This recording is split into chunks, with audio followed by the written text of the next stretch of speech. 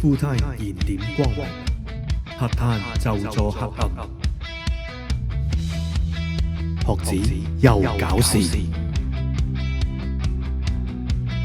我係你嘅節目主持人學子。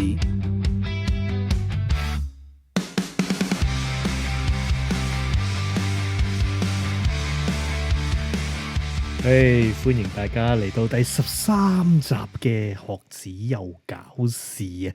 今集呢都係號外，同上一集一樣，因為實在有更加大嘅事件發生咗，即係相比起上個禮拜聖安娜嗰單嘢，真係蚊髀同牛髀啊！今集呢就講兩單嘢。一單咧就勁啦，即係關乎全球人類嘅大歷史啊！即係美國 UFO 呢個檔案揭密啊！呢樣嘢真係好，即係我有時真係唔知點講喎！即係當我知道呢件事嘅時候，發覺哇，即係真定假啊！即係所以係震撼嘅。咁另外嗰單嘢咧就仲勁，我覺得喺呢個即係尤其係台灣設計圈嘅討論咧，我相信咧真係仲勁過即係外星人襲地球啊！即係嗰個信息量之多，即係有如海嘯啊！即係我唔知點解，即係嗰啲台灣嘅討論咧下下都幾千字嘅，即係睇到我睇咗唔少嘅，但係真係睇唔晒，即係仲有新聞報導之類，咁所以係勁嘅，所以即係不得不講呢兩單嘢。咁講第一單先，咁第一單咧呢個即係公開呢個UFO 嘅檔案啦，跟住佢就即係整咗個新嘅 term 咧，就叫做乜鬼叫做咩啊 UAP 啊！咁我唔知點解即係會改呢個名啦。咁可能咧即係一個現象 rather than 係一啲 object 啊。咁所以就改咗個名。不過老實講，我諗係人都會講 UFO 噶啦，即係呢個 term 應該都係根深蒂固咗。咁 by the way 咧，佢呢個美國嗰個戰爭部嗰個發布嗰啲 footage 啊，嗰啲文件嗰個 website 咧，真係 design 得好鬼靚嘅。人哋嗰啲即係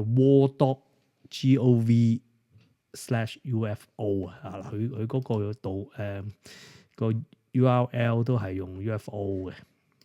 即係冇人用UAP 嘅，咁係有型嘅，即係成個website 嘅 design 啊，無論佢個 interface 啊、啲 typeface 啊，都好有型嘅，即係令我想起20幾年前咧，即係有一啲我唔記得咗嗰個乜鬼嘅 designer，即係嗰陣時咧仲好興咧 Flash 啊。仲好興好多唔同嘅 landing page 啊，唔同嘅花神嘅，即係唔係好似而家啲 website， 而家啲 website 就即係已經係即係 template 化啦，即係 one scroll 啊咁樣啦。但係以前20幾年前嗰啲 website 咧就真係各自各精彩，因為未 work out 到一個 user interface 嘅 standard 啊嘛。咁係正嘅。咁我知道呢單嘢嘅時候咧，就即係睇好多唔同嘅報導啦，尤其係 YouTube 啦。咁我唔知大家知唔知道咧，即係有個香港廣東話嘅 YouTube channel 咧，我諗相當出名嘅，叫Dimension D 啊。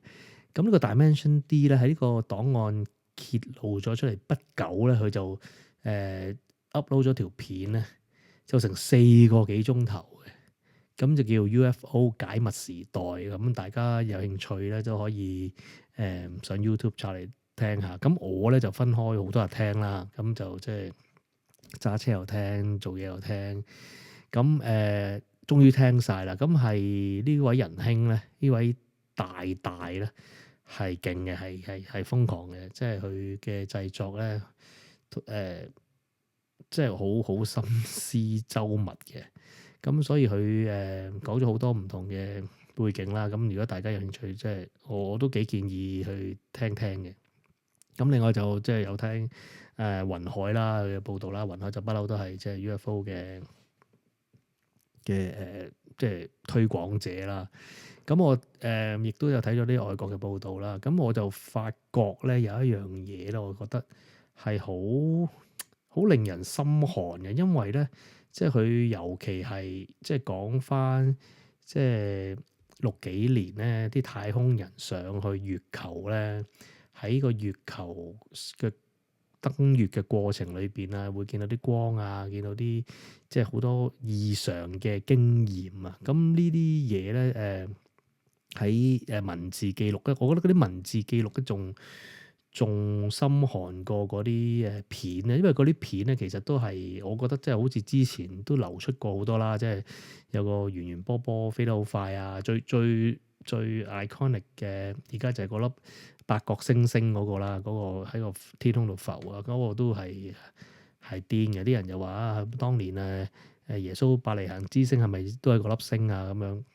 即係已經有好多人將即係一啲歷史啊，或者一啲古代嘅圖騰咧，就掕落去而家啲 visual 度啦。咁即係係啊，即係眾說紛紜啊。但係講翻嗰個月球嗰個經驗咧，即係其中有一樣嘢就話佢哋最後一次登月嘅時候咧，佢哋喺個感知上咧就收到一個 message 咧，就叫佢哋以後唔好再去月球啊。所以咧就自嗰陣時60幾年之後咧，就人類就再冇登過月啦。即係呢啲嘢去揼翻冚，即係後邊嗰個果咧，即係呢樣嘢係令到成件事哇，好似好合理㗎嘛。加上咧有好多講即係第三類接觸啊，有咩啲外星人嘅飛船啊跌咗落去啊，跟住又唔知點樣去喺美國什麼一個基地咧就進行解剖啊，就進行一啲叫做咩啊逆 engineering 嘅，即係將解剖嗰啲太空船去攞佢嗰啲科技去用嚟做其他軍用啊咩成。咁佢講咗好多呢啲嘢，亦都有講到即係實質真係有外星人啦，即係唔係真係以前亞洲電視嗰個羅茲威爾嗰啲片咁流啦。亦都當然佢有講嗰條片其實係即係再做出嚟啦，但係佢哋就話其實有嗰件事發生啦。咁呢啲凡此種種啊，即係令到我覺得有好多電影啊，即係尤其電影，譬如斯匹堡嘅第三類接觸啊、E.T. 外星人啊，有好多 Man in Black 啊，即係佢哋講話其實即係 Man in Black 呢個真係政府有一個咁嘅部門咧，去清洗呢啲坊間嘅一啲人證物證啊，令到即係要冚住 UFO 呢件事啊。咁即係好多即係所謂嘅科幻電影裏邊咧，而家講到講話咧，其實係真嘅喎。咁呢樣嘢真係好鬼恐怖。咁分鐘 Matrix 都係真嘅喎，即係呢樣嘢，我覺得係好瘋狂啊！其中仲有一樣嘢就係話佢哋講嗰個外星人，即係我哋嘅認知就話外星人啊、外星飛船啊，就喺外太空飛嚟啦。即係好三維世界嘅嘢嚟嘅，即係。但係咧，佢其中有一個講法咧，就話即係呢啲即係人類以外嘅高文明嘅生物咧，佢可能係由第二個維度啊，即係可能我哋而家就三維世界啦，就會高啦。咁佢哋嗰個世界咧，可能係四維加埋時間啊，甚至係更加高嘅維度。所以咧，我哋見到嘅時候咧，就會係唔係我哋認知嗰個物理世界咁樣？哇！咁去到呢個位啊，真係好癲咯！即係講緊唔同嘅時空啊！咁呢樣嘢係完全 out of 即係一般人嘅對呢個世界嘅理解咯。咁呢樣嘢係好瘋癲，即係我覺得係瘋狂。即係睇咗咁多嘢之後咧，我就喺度懷疑係係咪嚟緊史匹堡嗰套Disclosure Day 嘅一啲宣傳啊？但係老實講，有冇理由成個政府機器幫佢宣傳㗎？咁所以真係唔知啊！加上有啲人就會話，即係呢啲嘢會衝擊呢個信仰啦，即係話會唔會好似其實即係異形啊、普羅米修斯嗰啲其實係真嘅咧咁樣？咁亦都有講就話即係耶穌啊或者各個神明咧，其實會唔會都係一啲外星嘅文明咧？咁當然基督教亦都有去 argue 就話即係如果有外星人，點解聖經冇講咧？咁我又會覺得，即係如果話宇宙萬物即係皆上帝所做咧，咁佢嗰個萬物咧，咁會唔會包括埋即係外星生物咧？但係咧，創世記所講，即係亞當夏娃咁樣，即係大家嘅認知就係亞當夏娃不應該係人嚟㗎嘛。咁所以咁點會生咗其他嘅物種咧？咁定係個創世記咧，其實 for 地球嘅啫。咁其他嘅星系咧，或者其他嘅嘢咧，係有其他嘅 version。所以呢凡此種種咧，真係即係開咗好多唔同嘅問題啊！咁係咯，即係所以我就係、因為有啲人就話今次嘅公佈咧，其實只係第一波啫，之後就陸續有來。咁其實我就好想知道，即係譬如你話真係外星生物而家有好多科學家就話其實你而家做片啊、文字啊、圖啊，其實都未真正有一啲 physical 嘅嘢啊嘛。即係譬如你話即係記者係咪真係去嗰個實驗室或者佢哋太空船去即係拍到一啲好 physical 嘅 object 咧？而家呢一刻都未有嘅，全部都係媒體嘅報導嚟嘅啫。咁所以呢樣嘢就係啦，即係會唔會之後會有呢咁嘅嘢咧？咁就真係可以有真憑實據啲咯。所以呢一刻咧係真嘅，因為老實講係一個國家嘅 announcement。咁亦都當然好多話係因為一啲政治啊、一啲戰略嘅嘢啦。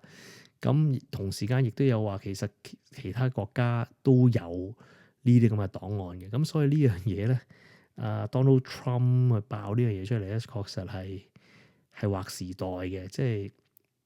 即係當大家真係去留意李家鼎啊成嘅時候咧，其實哇呢單嘢真係夠大咯。咁所以係啊，唔知啊。咁同埋仲有一樣嘢好得意嘅就話亦都有訪問一啲曾經去過嗰啲即係基地咧，話收埋咗隻太空船嗰啲基地咧。咁有一個人咧就講咧就話佢見到一隻太空船咧就出邊係滑捋捋啦，一個碟形啦，即係金屬啊銀色咁啦。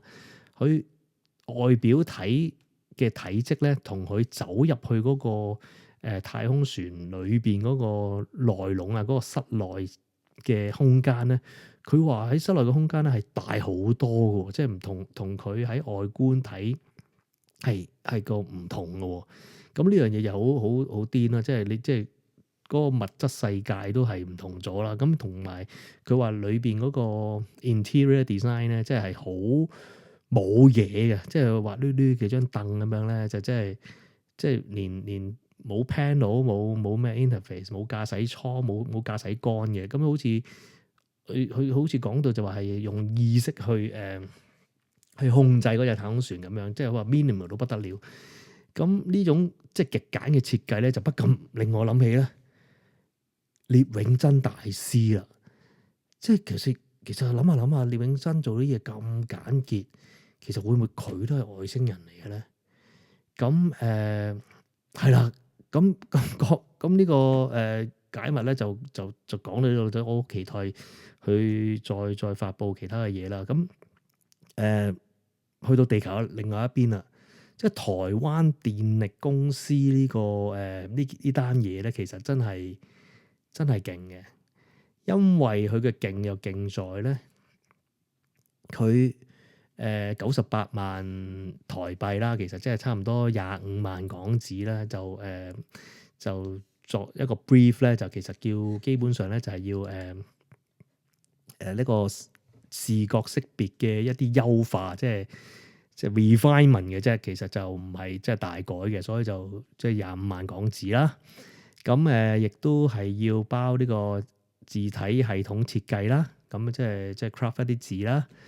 咁同埋應用系統規範嘅，咁就即係啲名片啊、信封啊、識別證啊、公文袋啊、啲電費單據啊、工程車嗰啲外觀啦，咁同埋即係一數位應用嘅優化，即係佢啲網站啊、Apps 啊。喂，老實講，如果真係做咁多嘢，25萬港紙，即係抵到爛啦。所以有啲人就話：哇，好貴啊，好貴啊！我心諗你即係做設計，幫襯設計唔知價，同埋有時啲人嗱呢個位咧，即係我就撐聶永真啊！即係其實啲人即係成日話啊，將 AI 都做到啦。其實 AI 做到，咁你咪用 AI 做咯，係咪先？咁你睇下 work 唔 work 咯。咁當然啦，即係我唔係話聶永真嗰個 solution 係好好，但係咧，其實啲民眾咧，即係好似當年咧呢個香港飛龍咧揾阿 Lando 做花咗900萬咧，即係當年嘅900萬喎。即係其實作為一個政府或者一個城市嘅 identity 咧，呢個數咧其實真係好合理嘅，因為其實大家唔知道咧做一個 branding 嘅 exercise 咧，其實有好多好多嘢要做嘅，即係唔係即係話撚下啲字咧咁就得嘅。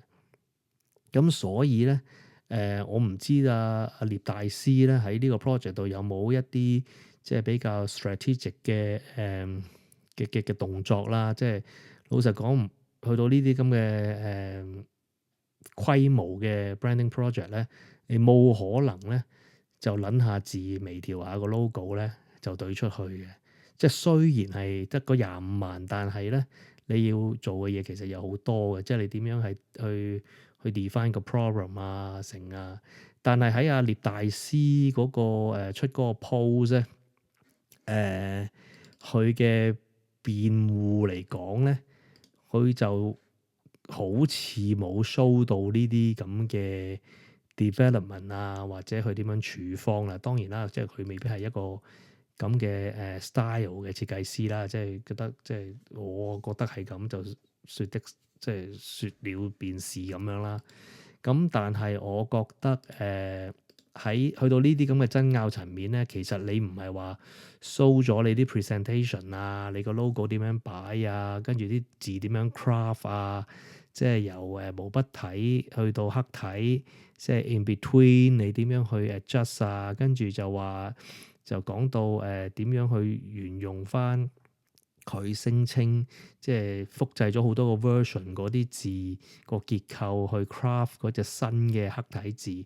唉，其實如果你話嗰啲字已經係複製咗無數咁多次，已經唔係原汁原味，咁你再用佢嚟再做嗰個新嘅字，咁咪都唔係原汁原味啫。所以我會覺得我好想睇下究竟佢之前嘅 development 有冇其他嘅方向，即係會唔會重新 craft 過另外一隻字，即係唔好理佢以前。如果你真係唔想要嗰個書法字，咪唔鬼好要咯。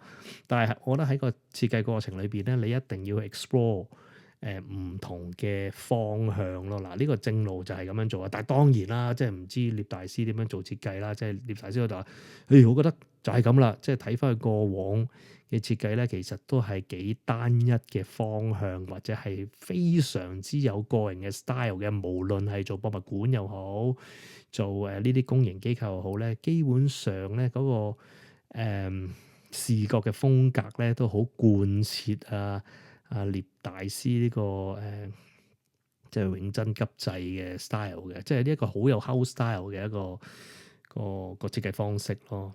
咁當然啦，有人話：哇，而家即係覺得係壟斷，哇！台灣嗰啲咩都係佢做，跟住就話咧，即係除咗佢自己入標之外咧，亦都用呢個即係台灣設計研究院啊嚟投標咗之後咧，就都係揾翻阿聶永真做。所以咧有發覺咧，而家個報導啦，即係新聞報導咧，又發覺咧好多台灣嘅公營機構咧，原來咧都係聶生嘅手筆。咁就當然俾人質疑，究竟係咪即係利益輸送啊、壟斷啊咁之類啦。咁但係如果我從阿聶大師嘅角度睇咧，佢一定會覺得，屌你哋班友俾你做，你都唔會做得我咁好啦。即係我相信咧。以阿聶大師，即係我表面喺媒體觀察佢嘅人設咧，就一定覺得佢自己做嗰啲嘢咧係好正嘅。咁即係嗱，譬如佢反擊就話 show 翻佢以前做嗰啲咩 CD cover 啊，即係咁啦。即係，但係我又會覺得你做得到，就算你做得到CD cover 咧，就並不代表咧你可以做到呢啲即係公營嘅大機構電力公司嘅 identity 嘅。即係呢次嘅窩火啊，引起牽連大波咧，就證明就算當你啲設計 OK 咧，你喺成個 presentation、成個 communication 咧都係 gel 㗎啦。咁所以亦都有人比喻就話，哇！當年啊，即係香港啊，60、70年代啊。阿 Henry Steiner 都包辦咗好多唔同嘅英資機構嘅 identity 啦。咁佢嗰陣時都讀史啦。跟住我就會覺得，喂，唔可以相提並論喎。所謂 Steiner 同聶永真點邊有邊唔同級數啊，大佬，濕翻查聶永真嗰個 Wikipedia，喂，佢讀書都唔係讀得好多，亦都佢。絕學即係最後中途冇讀嘅課程都好似有2-3個喎，最後都碩士都畢唔到業嗰隻嘅喎。即係當然我都覺得唔做設計或者做得叻就未必一定係要讀得多書，或者一定要下下都畢到業。咁但係話幾個課程都畢唔到業咧，咁係咪即係代表阿聶生係比較我行我素，比較唔係咁按規矩辦事咧？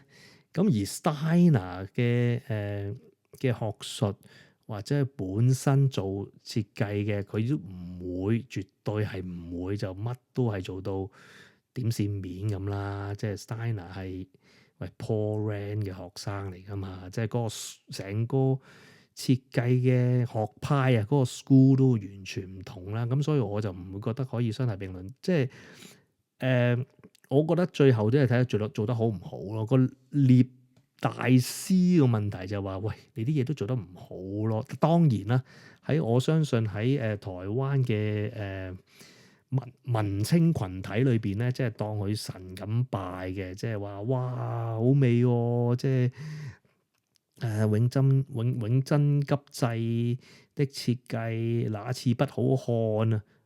咁今次咪不好看咯。咁所以呢啲撚下風格啊，撚下字啊，其實同真正你 solve 到個 problem 咧，即係解決到嗰個企業形象嘅問題咧，可以係完全兩回事。而阿聶永真擺出嚟嗰個辯證咧，就係話揾咗個即係台灣嘅專門造字嘅設計師。Well，嗰個造字係可能係好，但係個問題就話你晒嗰啲 vector 圖啊，嗰啲咩專業圖出嚟，就等於哇！我真係做到好用心啊，好正啊！即係呢啲咁嘅嘢，你咪又拋啲 jargon，又拋一啲development 出嚟，就話你即係做咗嘢，但係個問題人哋都唔係講緊呢樣嘢，係咪先？即係反而你擺咗個 rationale，佢當然有講啦，點解要做啊？因為有數位問題啊，咁成日咁。如果真係毛筆字係有咁大嘅問題，咁全世界所有企業都唔會有毛筆字啦。咁所以有好多嘢你係可以講嘅，即係譬如即係你話嗰個應用 OK 毛筆字或者咩成喺做招牌，或者係做其他戶外嘅嘢，或者係喺個網絡咁樣台灣電力公司個名太長啦，或者縮放咧係唔好嘅，咁你咪 show 啲 example 出嚟咯。即係 for 呢個 case，其實應該就叫台灣電力，即係台灣電力咩公司，即係公司或者 company 嗰啲就唔好要啦。即係好似中華電力、東京電力咁樣。其實喺呢個 case 咧，即係如果你真係要節省錢啊，即係其實做呢啲 identity 咧，其實你個 solution 咧，其實講緊係慳錢啊！即係你人哋 focus 喺嗰個98萬台幣嗰度，你咪同人哋講你呢個 identity 可以點樣去慳錢咯。其實 for 呢啲咁嘅大企業，呢個名由6個字嗰度4個字，其實喺製作上啊、招牌上啊嗰度已經可以慳好多錢噶。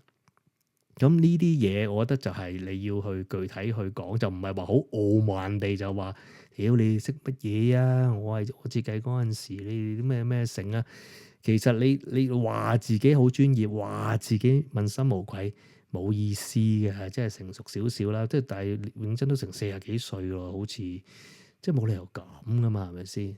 所以有時真係話一啲唔係咁專業，其實唔即係骨子裏，其實大家都知，真係專業嘅人知道佢唔係咁專業嘅人咧，你擺出嚟個公眾或者係專業，而公眾就當咗呢種唔專業嘅係專業咧，其實先係最傷害我哋設計專業嘅，係好大劑啊！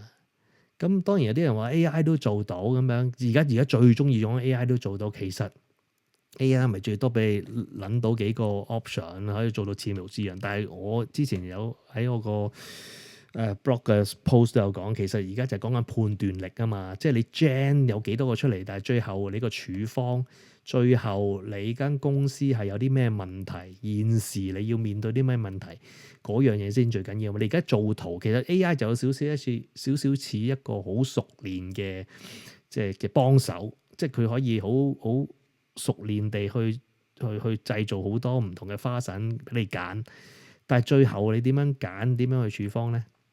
呢個先緊要啊嘛！再加上即係列穩，即係當然個 brief 可能冇包埋啦，即係你冇做全套，但係其實一個 identity design 呢個 brief 本身就已經係好 limited 㗎，你錢又少，有幾人微調，其實你最後少補少改到啲咩啊？成個 identity 唔係淨係個 logo mark 或者係嗰個 logo 柴嗰等字㗎嘛，即係你點樣嘅顏色啊，點樣去做啊？你有好多 application。你要做好多 preview 啊、mock up 啊，去話俾人哋聽，成個形象係點樣改善㗎嘛。所以喺呢啲咁嘅 project 咧，錢少少、時間少少嗰啲咧，其實都即係設計師都幾慘啊。接咗就係咁咯。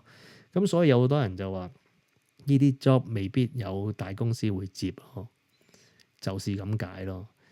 咁而家就係講緊嘅壟斷啦，咁樣。即係唔知啊！我成日會覺得，我睇到呢個就壟斷嘅時候咧，我就會諗，喂，台灣其實個人口多過香港好多，但係咧成個設計界或者咩性咧，好似細過香港咁多咁樣嘅。你睇翻香港個歷史啊，其實我哋真係最出名嗰幾個啦，即係你話Henry Steiner 啊、靳埭強啊、陳友堅啊、李永全啊、etc 或者係其他啲外資公司啊，以前 Lando 啊，有 Future Brand 啊，有Brand Union 啊、Interbrand 啊，即係有好多呢啲咁嘅品牌公司咧。其實真係個個都有佢自己嘅風格，而唔係話真係畫條線啊咁樣就話自己係做咗 logo 咁樣。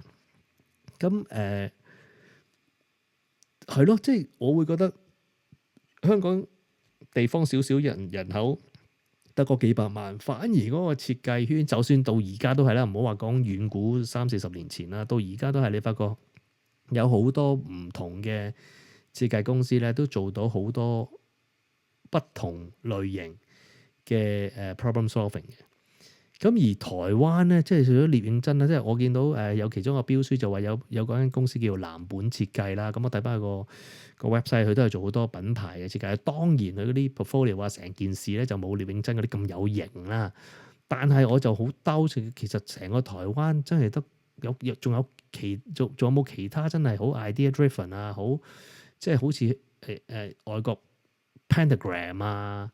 Shamier Van Geisma 啊 and Harvey 啊，嗰類嘅取向嘅設計咧，即係而家你台灣嗰啲話，所謂做得好少少見到光嗰啲咧，就全部都係文青風，即係黑白灰咁樣一粒點，跟住就整啲熒光色落去咁樣嗰啲，係咪？我又唔係好信成個台灣都係咁喎。但係當然我有啲 friend 就話係㗎，即係台灣真係來去都係嗰啲嘢啫。咁我就係咯，始終我唔係好信咯。咁網上亦都有揭露咗咧，即係日本啊呢個國立西洋美術館咧係個 identity，The National Museum of Western Art 咧，咁就係 set，大家去睇下，就係松永真做嘅，即係日本設計師松永真。